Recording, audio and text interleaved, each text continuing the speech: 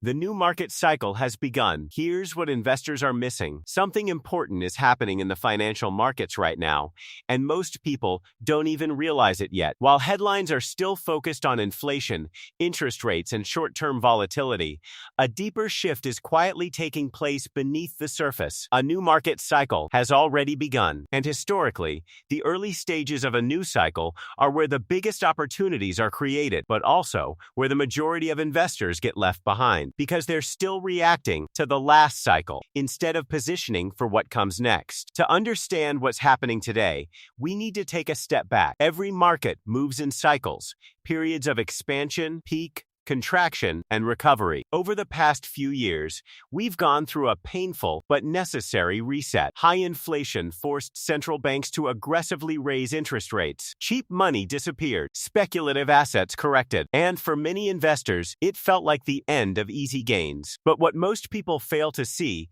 is that these resets are not the end. They are the beginning of something new. Right now, we are transitioning out of the tightening phase and into the early stages of a new cycle. This phase is often the most misunderstood. Economic data still looks mixed. Growth appears uncertain, and sentiment remains cautious. But under the surface, smart money is already making moves. Institutional investors, hedge funds, and long-term capital are quietly repositioning portfolios, shifting away from what worked in the past and into what's likely to lead in the future. So what exactly are they seeing that others are missing? First, they understand that interest rates are no longer just rising. They are stabilizing, and eventually, they will begin to fall. This shift changes everything. When rates stop climbing, pressure on businesses begins to ease. Borrowing becomes more predictable, and valuations, especially in growth sectors, start to recover. Historically, markets don't wait for rate cuts to begin rallying. They move in anticipation. By the time the news becomes obvious, the opportunity is already gone. Second, liquidity is slowly returning to the system. During the tightening phase, central banks pulled money out of the economy. That reduced risk-taking